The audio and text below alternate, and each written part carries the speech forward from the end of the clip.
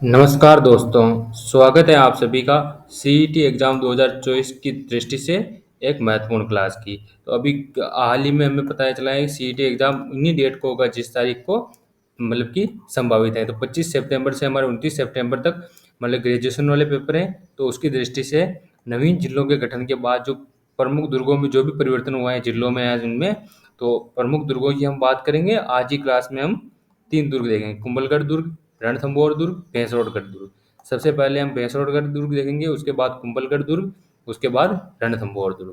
तो तीनों दुर्गों की बात करेंगे और हमारी मतलब कि पूरी व्याख्या के साथ इस क्लास में हम दुर्गों की बात करेंगे।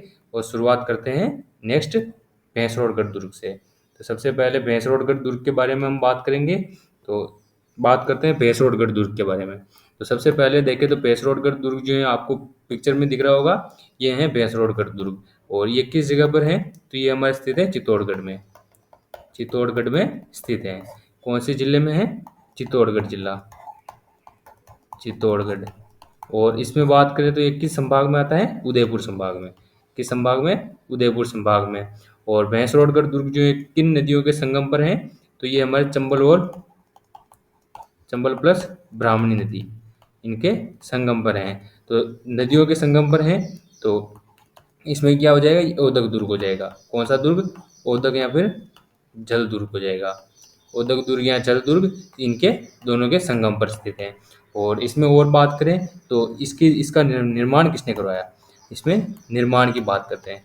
तो निर्माण किसने करवाया इसका? तो इसका निर्माण करवाया भैंसा शाह नामक बंजारे ने, जो मतलब कि यहाँ व्यापारी था। एक व्यापारी व्यापारी था, उसने इसका निर्माण करवाया। और भैंसरोडगढ़ दुर्ग की बात करें तो भैंसरोडगढ़ दुर्ग की बात इसमें और करते हैं। तो हम भैंसरोडगढ़ दुर्ग सबसे पहले देखें तो यहाँ पर मतलब ये जल दुर्ग हैं। और इसके बारे में मतलब कि हमारे कौन था? कर्नल टोर कर्नल टोर ने क्या कहा था कि अगर राजपुताने में राजपुताने में मुझे कोई जागीर पेश की जाए, कोई जागीर पेश की चाहे तो वह कौन सी चोज करेगा? तो वह मतलब कि भैंसरोडगढ़ को चुनेगा, भैंसरोडगढ़ को चुनेगा। महत्वपूर्ण बातें यही है इसमें, और ज़्यादातर प्रश्न इन्हीं में से पूछे जाते हैं। तो आपको याद रखना है, सबसे पहले तो ये ब्राह्मणी और चंबल नदी के संगम पर एक जल दुर्ग है। इसका निर्माण पैसा शाह नामक व्यापारी ने करवाया। और कर्नल जेम्स टोड ने इसके बारे में अगर मुझे राजपुताने की कोई जागीर पेश की जाए तो वह भैंसरोडगढ़ दुर्ग को चुनेगा, यह कहा था। इसके अलावा मतलब कि यहाँ पर ज़्यादातर प्रश्न इसके अलावा नहीं बनते। और इसे मतलब कि राजस्थान का वेलोर भी कहते हैं। क्या कहते हैं? इस दुर्ग को राजस्थान का वेलोर भी कहते हैं। ठीक है, राजस्थान का वेलोर। ये इंपॉर्टेंट है, याद रखना है, कई बार प्रश्न पूछा गया है। इसके बाद नेक्स्ट दुर्ग की बात करते हैं अपने। तो अगला दुर्ग है हमारा कुंभलगढ़ दुर्ग। तो कुंभलगढ़ दुर्ग की बात करते हैं। सबसे पहले कुंभलगढ़ दुर्ग आपको पिक्चर में दिख रहा होगा, कुंभलगढ़ दुर्ग है ये। और इसमें यहाँ पर सबसे ऊंचाई पर स्थिति है यहाँ इसका कटारगढ़ महल है। कटारगढ़ महल है। ये कटारगढ़ महल वही है जिसकी जूनी कचहरी के बादल महल में, जूनी कचहरी के चुन्नी कचहरी के बादल महल में किसका जन्म हुआ था? महाराणा प्रताप का। बादल महल में मतलब महाराणा प्रताप का जन्म हुआ था। और एग्जैक्ट जगह की बात करें तो बादल महल के भी मतलब कि जनाना कक्ष में 2 कक्ष थे, उसमें मर्दाना और जनाना उसके कक्ष में इसका जन्म हुआ था। और बात करें कुंभलगढ़ दुर्ग की सबसे पहले, तो कुंभलगढ़ दुर्ग भी हमारे उदयपुर संभाग में आता है। और इसकी बात करें कहाँ पर है? राजसमंद में है, राजसमंद में स्थित हैं। सबसे पहले देखें कुंभलगढ़ दुर्ग की विशेषताओं के बारे में, तो इसके उपनाम की बात करते हैं। क्या क्या इसके उपनाम हैं? तो उपनाम में सबसे पहले देखें तो यह मेवाड़ की मतलब कि मेवाड़ के शासकों की शरण स्थली है। क्या है? शरण स्थली है। मेवाड़ के शासकों की शरण स्थली कहलाता है कौन सा? कुंभलगढ़ दुर्ग। इसके बारे में और बात करें तो ये जो दुर्ग हैं वो मतलब कि मेवाड़ मारवाड़ सीमा का सीमा प्रहरी है। क्या है? सीमा प्रहरी है।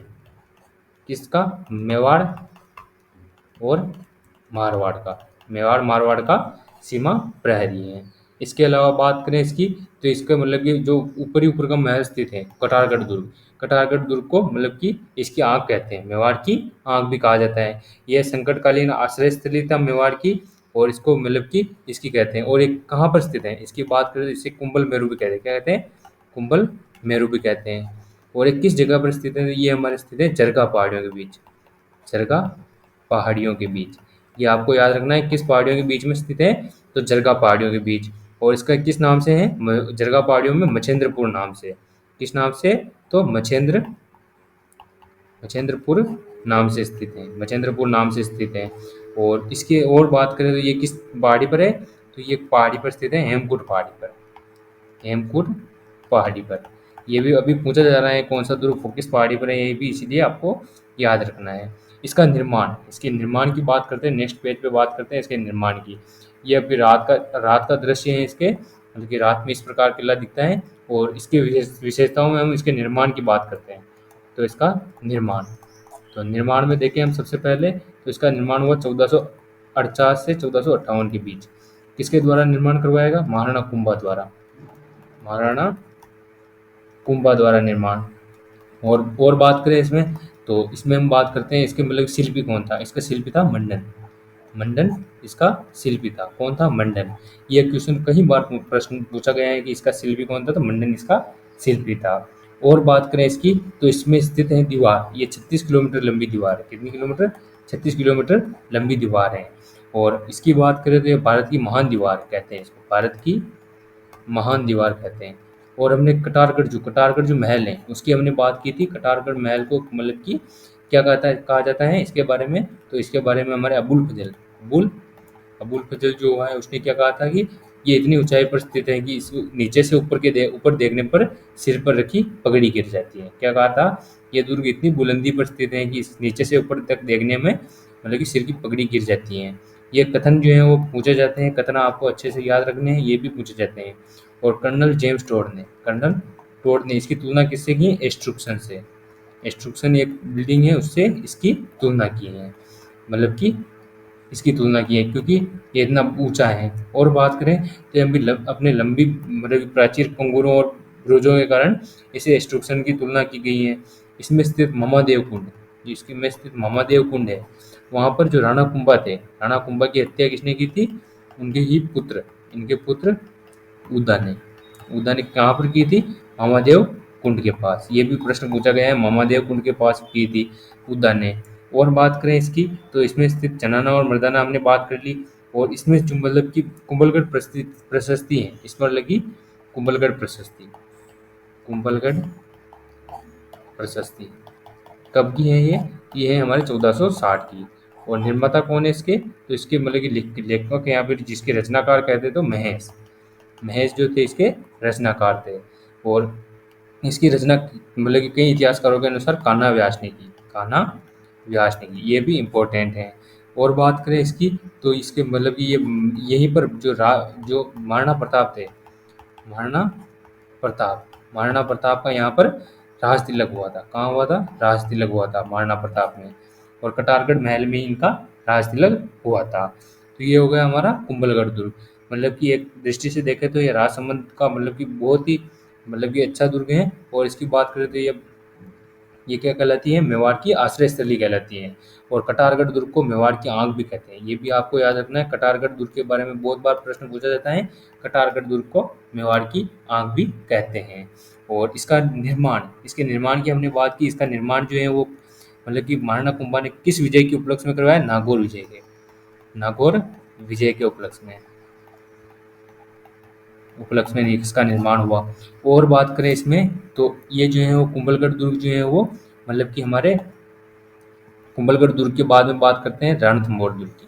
तो कुंभलगढ़ दुर्ग यहाँ में हमारा पूर्ण होता है। इसके बाद हम रणथंभौर दुर्ग की बात करते हैं। रणथंभौर दुर्ग जो है कहाँ पर है, सबसे पहले रणथंभौर दुर्ग है हमारे सवाई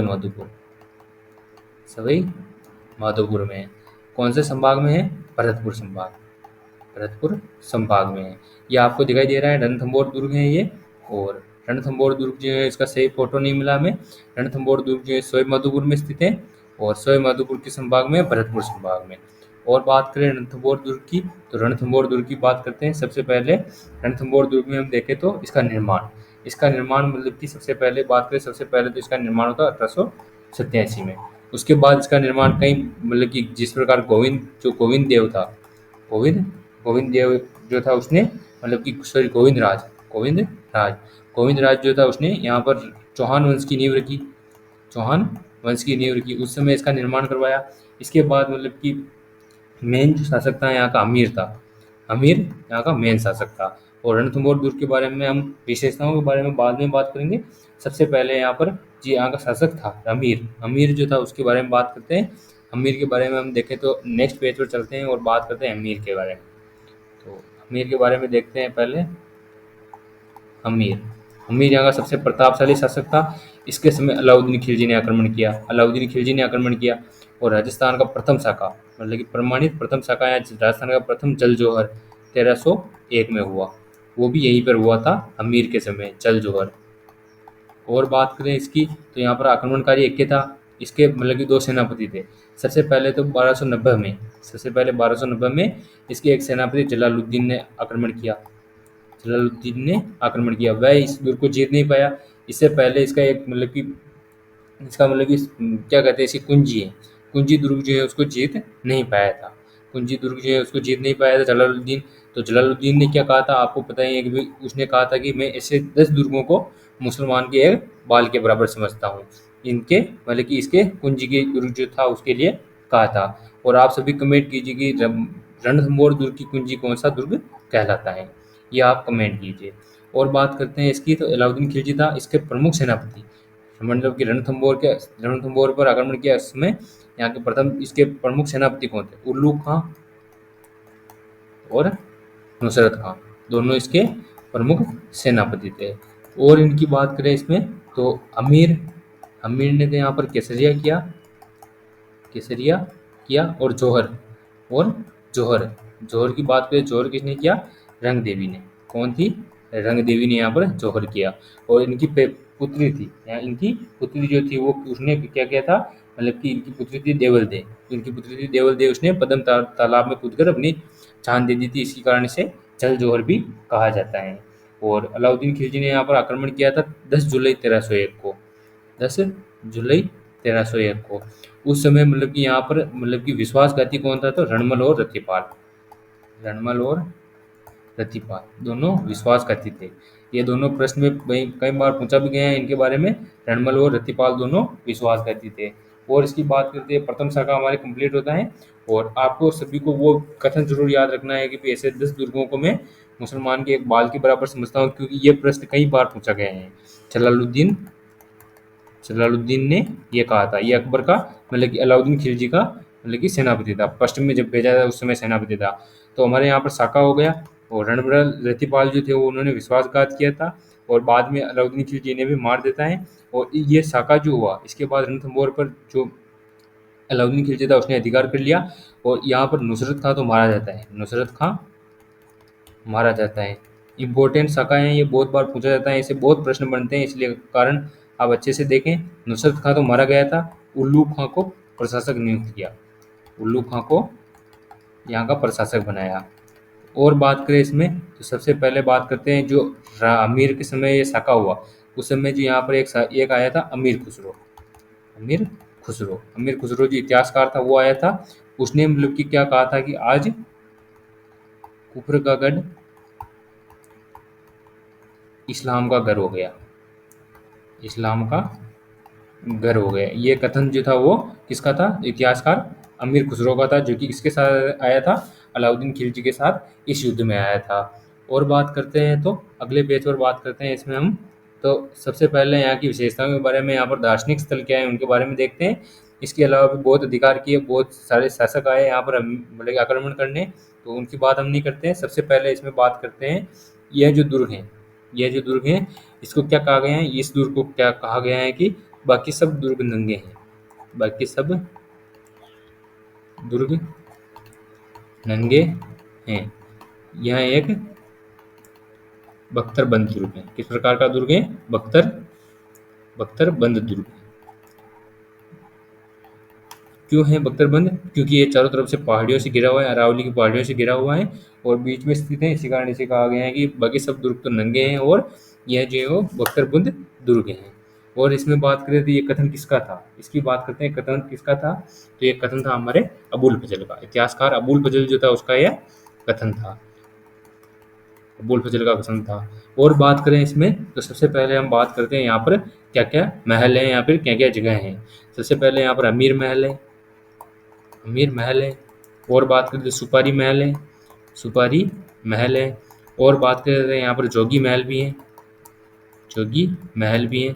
और बादल महल तो यहाँ पर है ही, बादल महल वो 3 जगह पर है, एक तो रणथंभौर में है, एक कुंभलगढ़ में है, और कहाँ पर है, एक जैसलमेर में है। ये आपको याद रखना है। यहाँ पर मतलब कि एक त्रिनेत्र गणेश मंदिर है। क्या है? त्रिनेत्र गणेश मंदिर है। ये प्रश्न भी पूछा गया है, गणेश मंदिर है। ये प्रश्न कई बार पूछा गया है। त्रिनेत्र गणेश मंदिर कहाँ पर है? रणथंभौर दुर्ग में। और बात करें इसमें तो सबसे पहले बात करते हैं अमीर देव चौहान। अमीर देव चौहान जो था उनके पिता, अमीर देव चौहान के पिता कौन थे? तो वो थे चैत्र सिंह। तो चैत्र सिंह जो था उसके शासन 32 साल के, इसके 32 साल के शासन की याद में इन्होंने क्या बनाया था? तो 32 साल के शासन की याद में इन्होंने मतलब कि क्या किया था? तो 32 साल के शासन की याद में इन्होंने मतलब 32 खंभों की छतरी बनवाई, 32 खंभों की छतरी बनवाई। किसकी 32 खंभों की छतरी बनवाई? तो चैत्र सिंह की 32 खंभों की छतरी बनवाई, जिसे न्याय की छतरी कहते हैं। क्या कहते हैं? न्याय की छतरी कहा जाता है। क्या कहते हैं? न्याय की छतरी कहते हैं। और बात करें इसमें तो यहाँ पर स्थित है हमारे, क्या स्थित है यहाँ पर, नेक्स्ट पेज पर बात करते हैं। तो यहाँ पर हमारे 32 खंभों की छतरी होगी। रणथंभौर दुर्ग जो है यहाँ पर मतलब कि ये एकमात्र दुर्ग है जहाँ मंदिर भी है, मस्जिद भी है और गिरजाघर तीनों है। कौन सा दुर्ग? तो ये हो गया हमारे रणथंभौर दुर्ग। तो ये हमारे तीनों दुर्गों की बात हो गई। सबसे पहले हमने कुंभलगढ़ दुर्ग की बात की, कुंभलगढ़ दुर्ग की बात की। ये सबसे ऊंचाई पर स्थित है, इसी कारण इसे इसके लिए क्या कहा गया है? नीचे से ऊपर देखने पर सिर की पगड़ी गिर जाती है। 36 किलोमीटर लंबी दीवार है। ये बहुत बार प्रश्न पूछा गया है। महाभारत की महान दीवार कहते हैं, भारत की महान दीवार। और बात करते हैं तो हमारे भैंसरोडगढ़ दुर्ग की बात की, भैंसरोडगढ़ की बात की। और इसमें किसकी बात की? तो इसमें हमने रणथंभौर दुर्ग की बात की। तीनों दुर्गों की हमने आज की क्लास में बात की। तो क्लास आपको अच्छी लगी हो क्लास को लाइक करें, और चैनल पर नए हो चैनल को सब्सक्राइब करें। और मिलते हैं नेक्स्ट क्लास में सीईटी से संबंधित। तो सीईटी 2024 से संबंधित क्लास देखने के लिए हमारे चैनल पर जुड़े रहिए, और मिलते हैं नेक्स्ट दुर्गों से। धन्यवाद।